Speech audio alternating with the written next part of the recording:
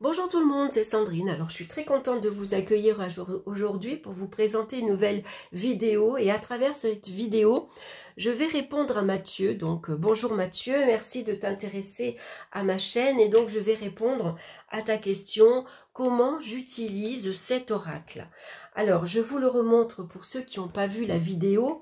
C'est mes cartes totem vibratoires de Jérémy Rueda.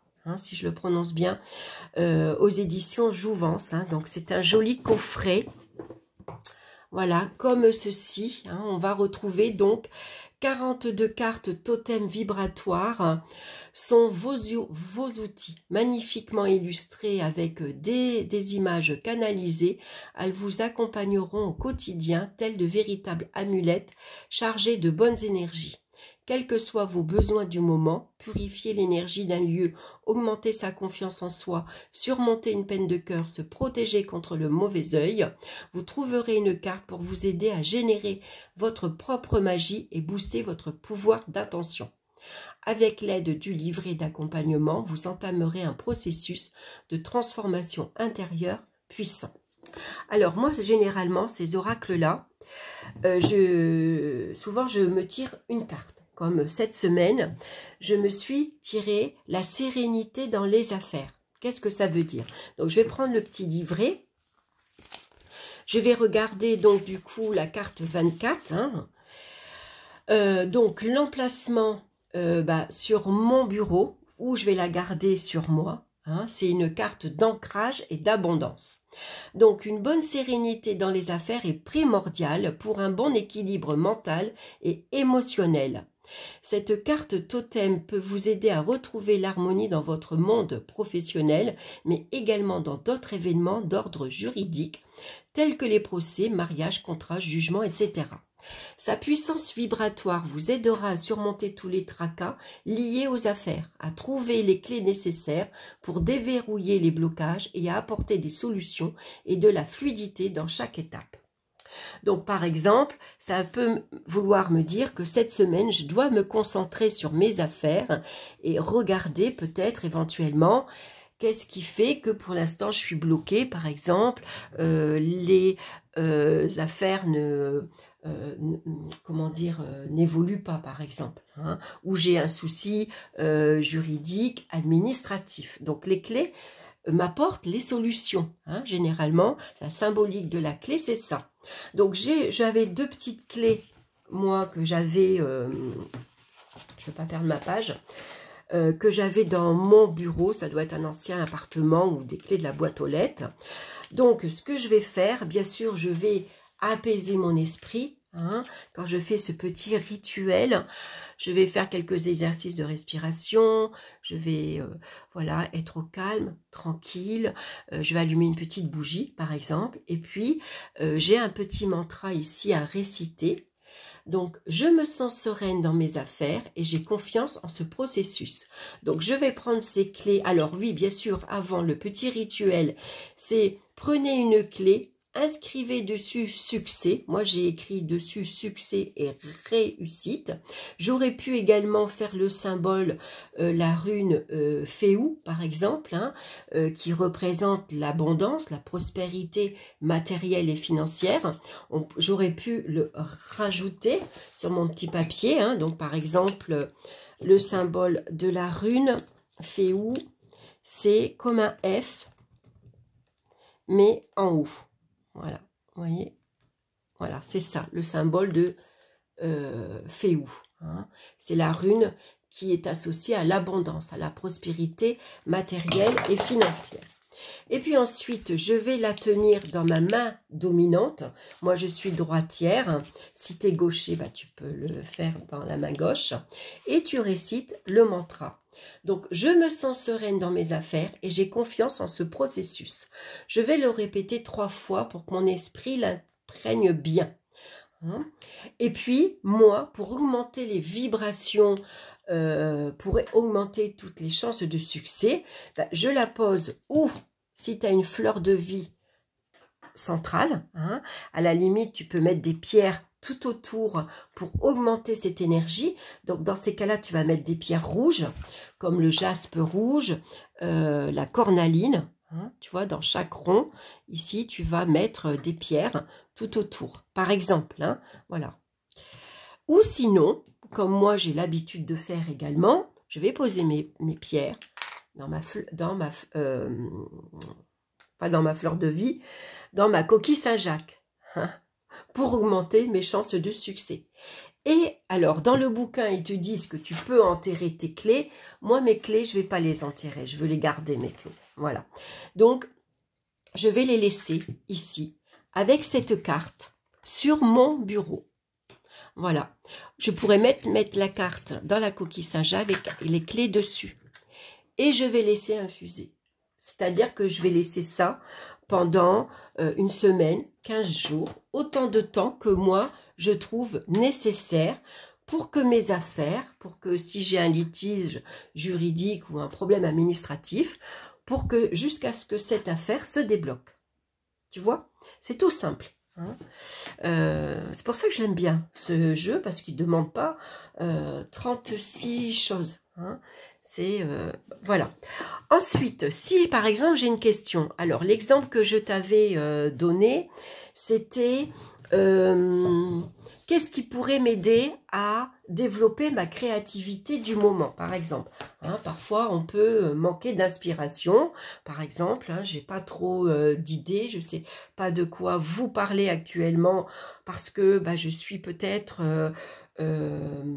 comment dire, je suis pas très concentrée en ce moment sur ce que je fais d'habitude, parce que mon esprit peut-être se concentre sur autre chose, ou parce que je suis fatiguée, et quand on est fatigué, on manque d'inspiration. Hein, donc, qu'est-ce qui pourrait m'aider? On va prendre, alors d'habitude, voilà, là on va prendre les 3 cartes, on va prendre les 3 premières cartes. Ce que je fais d'habitude avec n'importe quel oracle, et celui-ci aussi, je mélange mes cartes, je coupe, hein, et je prends ou les 3 premières cartes, ou tout simplement, je prends une carte comme ceci au hasard. Hein. Je les étale et je vais choisir une carte. Tu fais comme tu le sens, c'est le principal. Alors, moi, je ne vais pas utiliser beaucoup de cartes. Hein. Ce n'est pas des oracles qui nécessitent trop de cartes, parce qu'après, on se perd dans les messages. Donc, je ne vais pas faire, par exemple, la croix celtique, qui nécessite 10 cartes. Généralement, dans tous les oracles que je reçois, j'utilise 1 à 4 cartes. Voilà, une carte pour le tirage du jour. Et sinon, pour une question, ça sera 3 ou 4 cartes. 4 cartes si je fais le tirage en croix, par exemple, pour une question. Hein, ou alors 3 cartes et j'étale mes 3 cartes. Alors, qu'est-ce qui va m'aider ici à... on va regarder déjà les cartes qu'on a. Donc, on a la carte d'apaiser la colère, la fécondité et le voyage. Alors, qu'est-ce que ça veut me dire? Ben, déjà, ça veut dire qu'il faut qu'avec apaiser la colère, qu'est-ce qui va m'aider pour être plus créatif actuellement? Il va falloir que j'apaise mon esprit. Pourquoi? Parce que peut-être qu'actuellement, par exemple, je suis énervée, je suis en colère, je suis agitée, je suis contrariée, je suis soucieuse, je suis en colère parce que je me suis comment dire, je suis en relation conflictuelle avec quelqu'un de mon entourage, je me suis engueulée avec quelqu'un au travail, par exemple, ou parce qu'un événement m'énerve, j'ai entendu une information à la télévision et ça m'a mis en colère, par exemple, ou parce que quelqu'un, un voisin a été incorrect et ça me met en colère, tu vois. Ça peut être ça, hein. Donc on va regarder dans le livre qu'est-ce que ça dit, hein. Donc on va aller ici, la carte 40, apaiser la colère. Donc à garder sur moi ou sous un verre d'eau. C'est vrai que le verre d'eau, j'en ai pas parlé, mais c'est pareil. Alors il faut un verre d'eau neutre. Hein. Il ne faut pas qu'il y ait d'inscription dessus. Il ne faut pas qu'il y ait un petit dessin, Mickey, ou voilà, on prend un verre neutre. Que ce soit un verre à pied ou un verre plat, ça n'a pas d'importance. Le mieux quand même, c'est un verre plat. Hein. Et on va mettre, si vous avez un souci, difficulté, une facture que vous n'arrivez pas à payer et vous voulez trouver l'argent, c'est un petit rituel que vous pouvez faire aussi. Vous notez par exemple, je reçois l'argent nécessaire pour payer ma facture d'EDF. Vous pliez votre petit papier et vous le mettez sous votre verre d'eau. Hein? Alors, le verre d'eau, il faudra le changer tous les jours, par contre. Voilà. L'eau, il ne faut pas qu'elle stagne. Hein? Vous la laissez agir toute la nuit, toute la journée. Et puis, le lendemain, vous changez votre eau et vous recommencez. Vous mettez votre petit papier sous votre verre d'eau jusqu'à ce que vous ayez l'argent pour payer votre facture. Voilà. Mais tous les jours, il faudra changer l'eau. Hein? Donc, on va faire la même chose, par exemple, avec la carte de la colère. Hein, où vous mettez la carte de la colère, ici, par exemple, hein, pour apaiser. Hein. Bien que moi, je ne le ferai pas dans la fleur de vie pour apaiser la colère, je poserai plutôt une pierre dessus. Par exemple, je vais... alors la pierre qui apaise les émotions, ça sera une pierre verte, ça sera la sélénite, ou ça sera par exemple, je l'ai sur le bout de la langue, la pierre blanche, c'est la woolite. La woolite est une pierre qui apaise les émotions. Donc on peut prendre cette carte et poser une pierre dessus. Donc la colère est un amas d'émotions qui, si elles ne sont pas traitées, se transforment alors en colère. Souvent, ces émotions sont reliées au cœur, à une peine ou à un besoin de changement. Il faut alors démêler les nœuds entre le cœur et l'émotion pour apaiser cette agitation intérieure. Donc, je peux réciter le petit mantra. J'accueille ma colère et la transmute en lumière pour ressentir l'apaisement du cœur. Donc, je vais identifier pourquoi je suis en colère. Déjà, je suis en colère parce que un tel m'a fait une réflexion, ça m'a énervé. Donc, je vais noter en colère, je suis en colère contre toi parce que tu m'as dit ça, je ne suis pas d'accord, t'es dégueulasse de m'avoir dit ça, et puis de toute façon, voilà, vous pouvez noter tous les mots d'oiseau si vous voulez sur votre papier, mais libérez votre colère. Déjà, notez ce qui se met en colère, c'est déjà libéré. Hein, voilà, vous pliez votre petit papier et vous le brûlez après. Hein. Et puis, il va falloir, bien sûr, une fois que votre colère est identifiée, apaiser cette émotion. Cette émotion qui vient vous, finalement,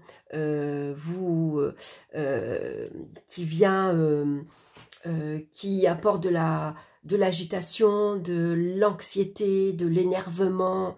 On ne se sent pas bien quand on est en colère. Hein. Donc, on fait des exercices de respiration. Je récite mon mantra. Je mets mes colères de côté. Je calme mon esprit.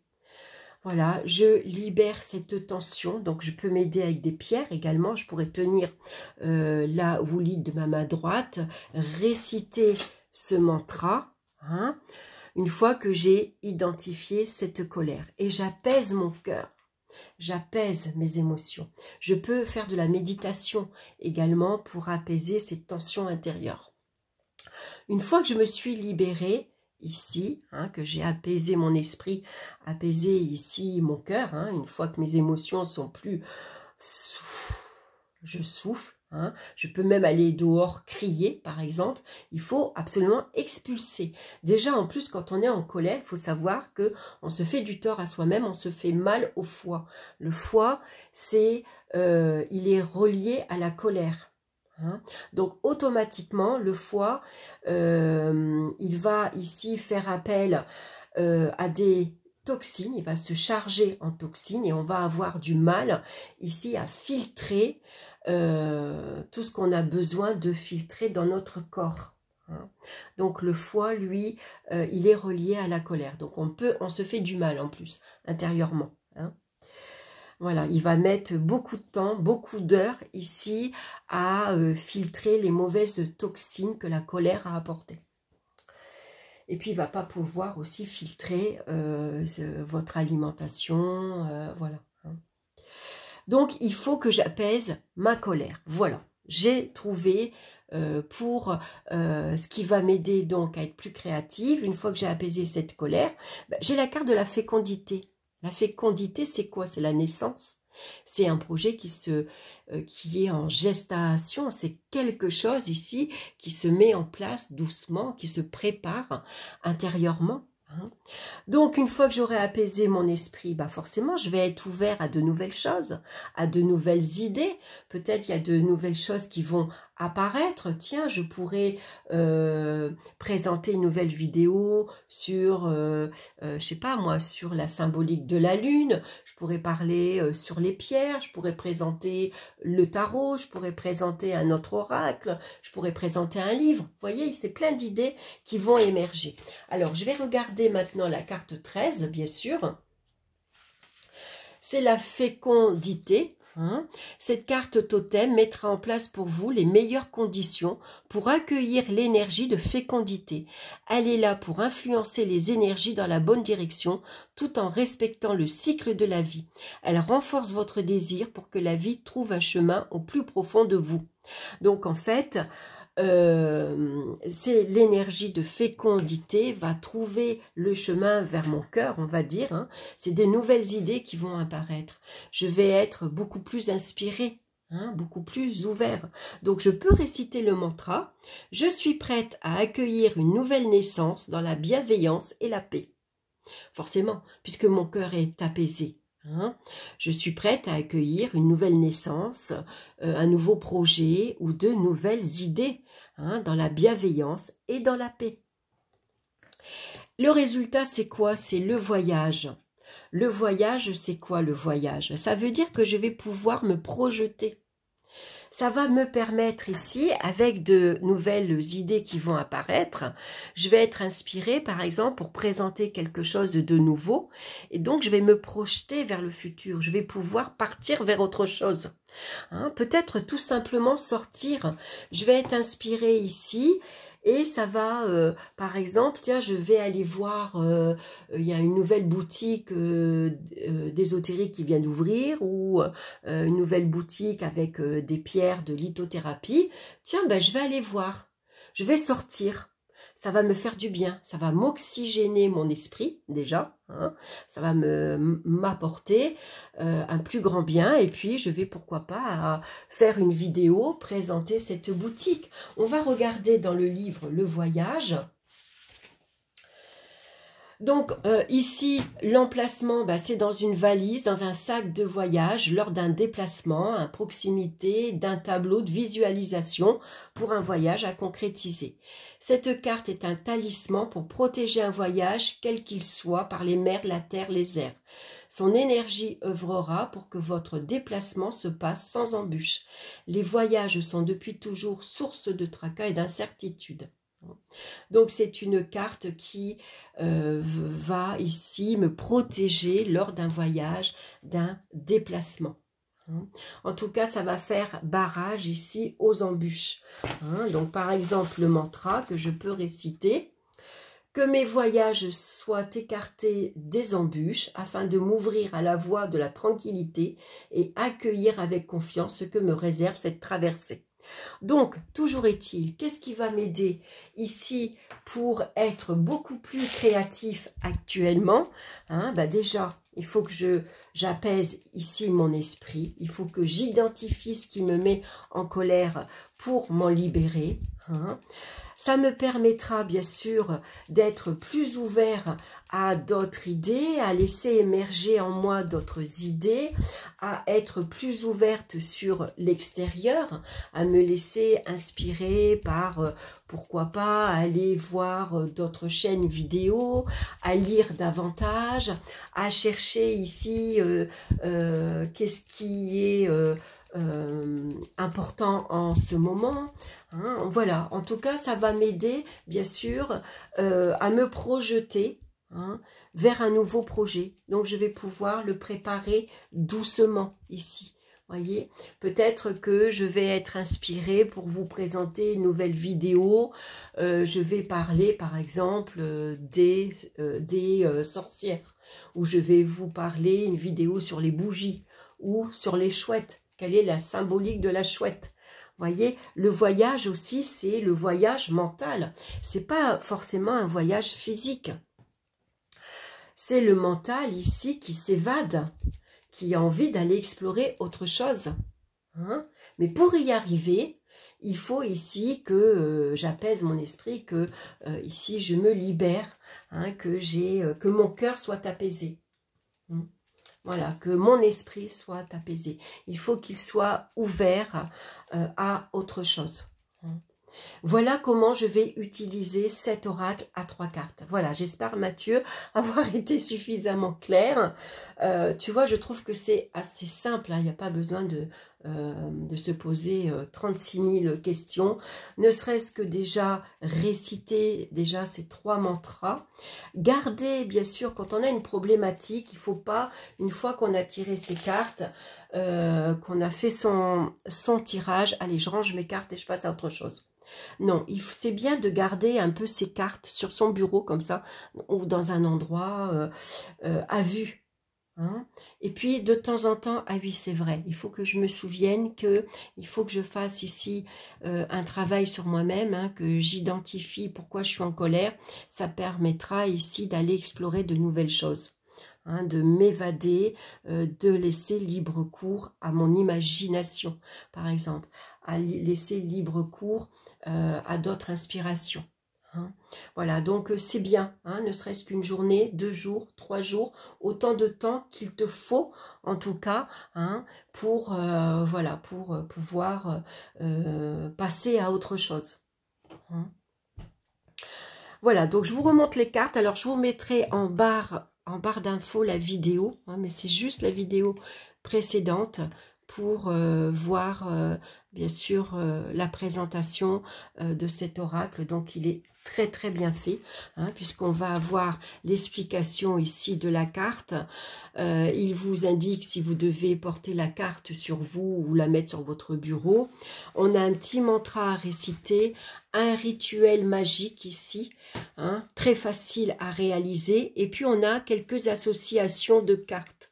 Hein. Par exemple, quand j'ai tiré la première carte ici, la sérénité dans les affaires, comment faire? Qu'est-ce qui pourrait m'aider davantage? J'aurais pu tirer une deuxième carte. J'aurais pu aller chercher ici avec quelle carte, par exemple, il associe la carte de la sérénité dans les affaires. Pourquoi pas? On peut, pourquoi pas aussi, ce que tu peux faire, c'est associer ici, par exemple, la carte de la colère, la carte 40. Il l'associe, on va regarder hein, quelle carte il l'associe. Il associe donc les associations possibles, c'est purifier les énergies d'une personne, se reconnecter à la nature contre les désaccords. Donc tu peux choisir une des 3 cartes ici et puis la poser dessus en complément hein, pour avoir, voilà, pour aller plus en profondeur. Hein. Par exemple, c'était... on peut mettre la carte de la guérison aussi, pourquoi pas. Hein? Je veux guérir ici, je veux apaiser cette colère, je veux m'en débarrasser. Pour ça, j'ai besoin de guérison. Hein? Tu vois, si tu tires qu'une seule carte, par exemple. Hein? À toi de choisir aussi la carte qui tu penses, toi, est associée à cette carte-ci. Hein. Après, il faut écouter ton intuition aussi. Suis toi aussi. Moi, je trouve que rééquilibrer ses chakras, tiens, c'est pas mal. Ça aussi, tu vois, pour apaiser la colère, c'est le chakra du plexus solaire. Donc, je vais travailler le chakra du plexus solaire. Je vais rééquilibrer mes chakras ou spécialement ce chakra-là pour ici me libérer de la colère.